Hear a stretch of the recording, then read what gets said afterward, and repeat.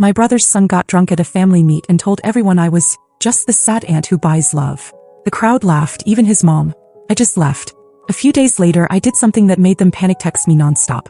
I wanted to flip the entire table. Every insult, every laugh, every glance that passed between them like a private joke. I felt it like a slap. And yet, I didn't shout. I didn't cry. I didn't throw my glass or storm out like some tragic character in a second-rate drama. I just stood there silent while my nephew, the same kid whose rent, tuition, and groceries I paid for, called me a sad aunt who buys love. They all laughed. My brother, his wife, even my mother tried to cover her mouth like that would make it better. No one looked shocked. Just amused. Like it was all finally said out loud. I left before I did something I'd regret. But as I drove home, one thought curled around my mind like smoke. Don't bite the hand that feeds you. I could have cut them off then and there. But I didn't want revenge that burned fast and bright. I wanted it to unfold slowly, beautifully, like a lesson carefully taught. The boy wanted to humiliate me in front of everyone? Fine. But it was time he learned who held the leash he'd been chewing on. See, what none of them seemed to remember was that Chase's shiny apartment 2 states away, the one near campus with central air and a fitness center, was in my name.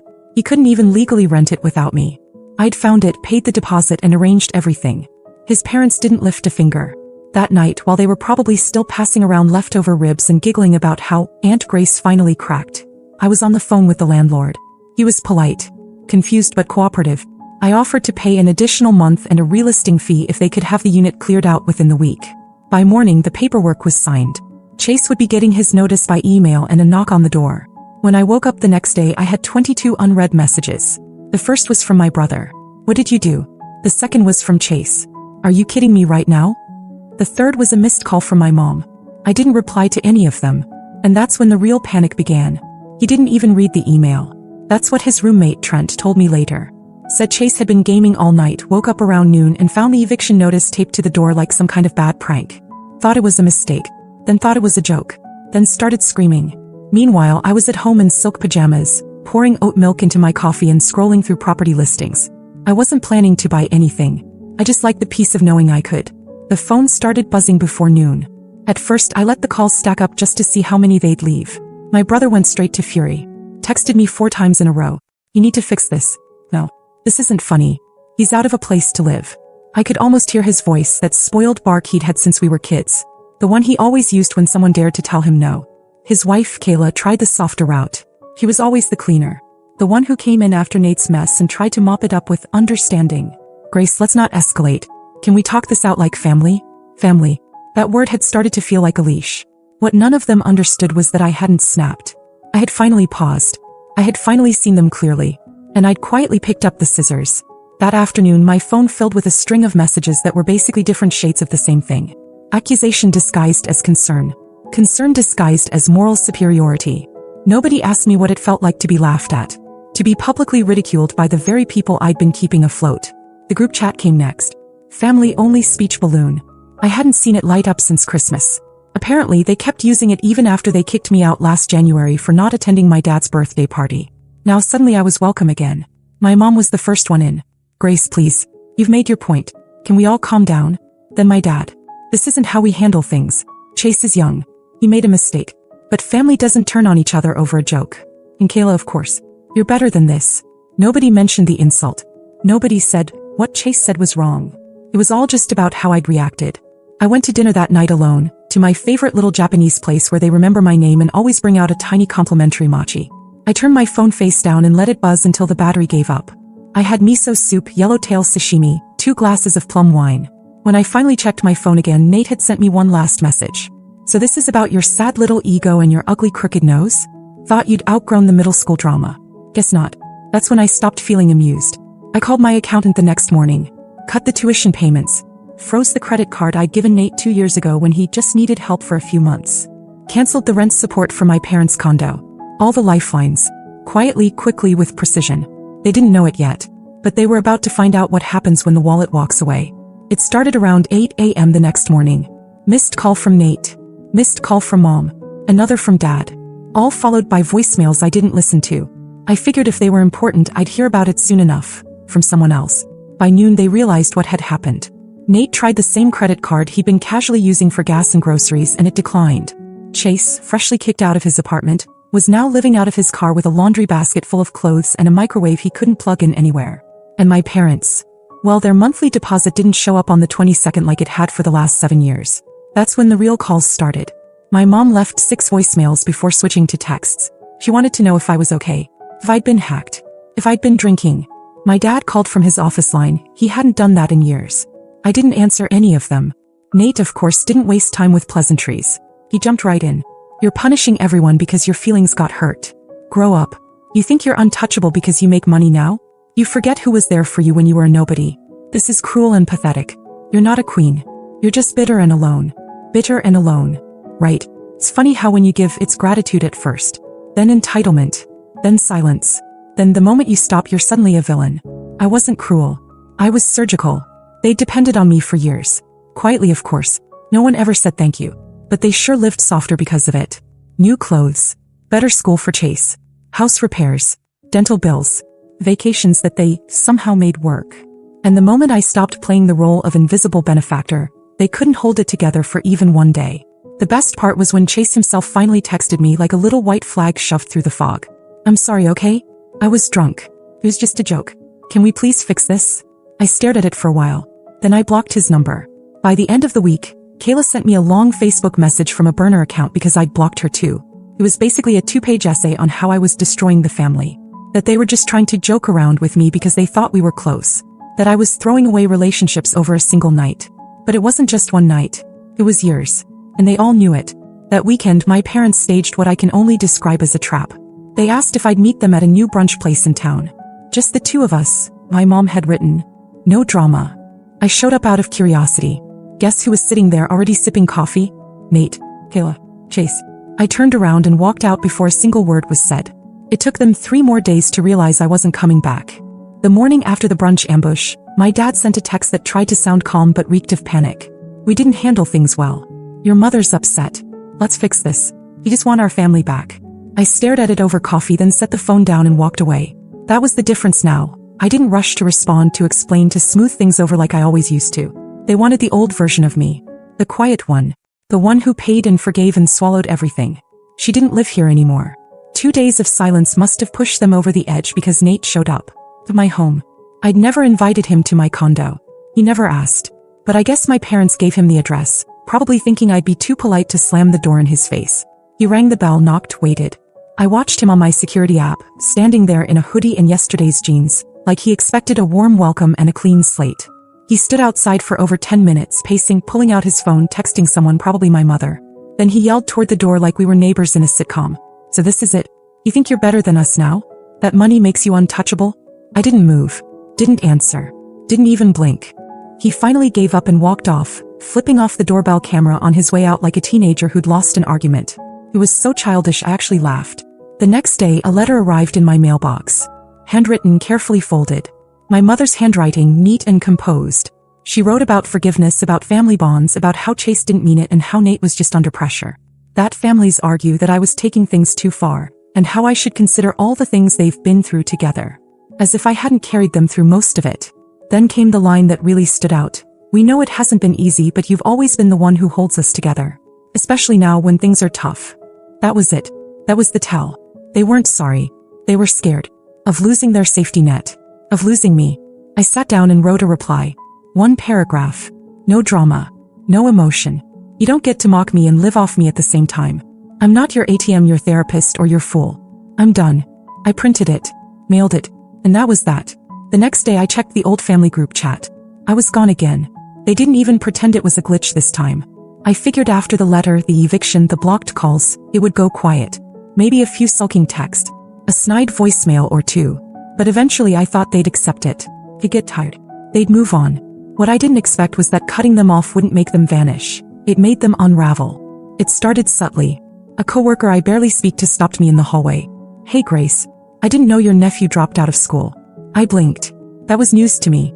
I shrugged and walked away, but my mind was already turning. The next day, a cousin I hadn't spoken to since our grandmother's funeral tagged me in a Facebook comment under a photo of Chase bussing tables in a fast food uniform. Didn't he have that nice place downtown? What happened? Apparently, the version of events being shared with the family was selective. Something about Chase taking time off to figure things out and how things had gotten tight financially. No mention of who used to pay for what. No mention of the tequila or the insult or the laughter. They were rewriting the story, except they couldn't keep it straight. People were asking questions. And Chase, who used to post filtered photos of poolside views and overpriced sneakers, was now suddenly very offline. Then I got a text from a number I didn't recognize. "Hi Grace, this is Mrs. Ferris, I'm Chase's advisor. I was told you might be able to assist with some academic paperwork related to his housing. Can we speak?" I didn't reply. I archived the message. He wanted to grow up so badly. Let him learn how leases and withdrawal forms work on his own. Then came something I really didn't expect. A knock at my office door. My assistant peeked in, awkward. "You have a visitor." Says she's your aunt? Lauren. She hadn't spoken to me in years. We barely exchanged greetings at weddings. But there she was, standing in my lobby holding a latte and a folded scarf. She looked tired. A little older. Not smug, not nervous. Just done. We sat for 5 minutes in the cafe across the street. She said she'd heard what happened. Said Nate had always been like this. Said she was sorry I had to be the one to finally stop feeding the fire. Then she said something that stuck with me. They only call it betrayal when you stop letting them eat off you. I never forgot that. But the real surprise came 2 days later. A large box on my doorstep. No return address. Light but taped tightly. Inside were every single birthday card I'd ever sent Chase. Letters. Holiday envelopes. Graduation notes. A photo of us from when he was maybe 8. Both of us laughing, arms around each other, from a day at the lake I'd taken him to when his parents were too busy. They sent it all back. Like I was a stranger who'd sent the wrong mail. Like none of it had ever mattered. No note. No explanation. Just quiet contempt wrapped in cardboard. I stood there a long time. Then I put everything back inside, sealed the box again, and wrote one word across the top with a thick black marker. Donated. I dropped it at a shelter the next morning. Let someone else find value in what they tossed. And that evening, I did something I hadn't done in years. I booked a solo trip. Not for business, not for family. For myself. Somewhere warm and distant, where no one would ask about nephews or holidays or why I was traveling alone. I chose a seat by the window, first class, and smiled when I clicked confirm. They could keep their silence. I keep my peace. The trip was supposed to be a reset. I told no one where I was going. I didn't even check in with work. I just packed a carry-on and flew west. A 5-star suite by the ocean. Private balcony. No plans. It was the first time in my adult life I woke up with no obligations. No one to call. No one to answer to. Just the ocean, coffee, and the kind of silence that doesn't ache. I was 3 days into that stillness when the first shadow crept back in. It wasn't a call or a text. It was an email. Flagged by my assistant, forwarded with a hesitant, "Thought you should see this." A financial office from Chase's college had reached out. Not to me directly. They had contacted the billing department at my company, assuming I was still his financial contact. Attached was a formal letter requesting reinstatement of a previously agreed private sponsorship. No apology. No explanation. Just a quiet attempt to pull the leash again, dressed up in polite administrative language. I didn't reply right away. I went for a walk instead. Walked the beach barefoot for an hour until I could stop seeing red. Then I sent the cleanest email I've ever written. I am no longer involved in Chase Ellison's financial matters. I have not signed or committed to any legal agreement. Please remove my contact from all billing correspondence moving forward. I copied their legal office. Then I closed my laptop and ordered a drink. I thought that would be it, but I underestimated them. 2 days later, I received a call from my company's security office. Apparently, my father had phoned reception pretending to be an investor. Said he needed to confirm my return date. Told the assistant his daughter was not well, and it was a private family matter. They'd flagged it and notified HR. Which meant now, professionally, this circus was crossing boundaries. That was the moment it all crystallized for me. This wasn't about love. It never was. It was about access. I wasn't a person to them. I was a card that stopped swiping. I booked a new hotel that afternoon, paid in cash. I rebooked my return flight under my middle name, to a different airline to a different airport. It wasn't paranoia. It was strategy. I'd seen enough of what they were capable of when they were desperate. When I finally landed back home, I didn't tell anyone. I had my phone off, my shades drawn, and for the first time in years, my apartment felt like it belonged to me.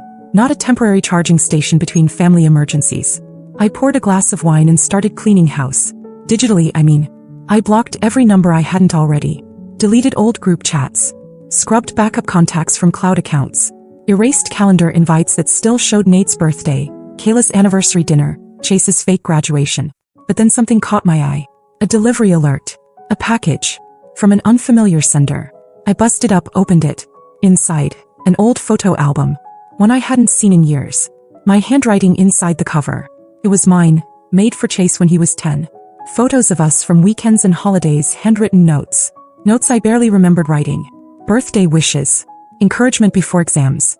Slips of cash taped to cards with little "don't tell your mom" jokes. No return note this time either. Just the album left to speak for itself. They hadn't destroyed it. They'd returned it. Quietly. Like they wanted me to know they hadn't forgotten, but that it no longer meant anything to them. But then, tucked in the back sleeve, folded carefully, was a single sheet of paper. I almost missed it. It was from Lauren. Read. I told them not to send this. I told them you'd see through it. But I also knew you'd open it. Because you're still the only one who remembers everything. I'm not like them. I never was. Let me know if you ever want to talk. Not for them. Just for us. I sat down with that note in my hand for a long time. Because it was the first time in months someone spoke to me, not at me, not through guilt, not around a demand. Later that night, a new group chat popped up on my phone. Just the sisters. Lauren had added me. No message. No pressure. Just space. Quiet space. I didn't reply right away. But I didn't leave the chat either. Maybe that's how it starts again. Not with forgiveness. With subtraction. With silence. And with one person standing still, finally refusing to be found. 2 months passed. I kept expecting something. A card. A letter. Another strange attempt at manipulation disguised as sentimentality. But there was nothing.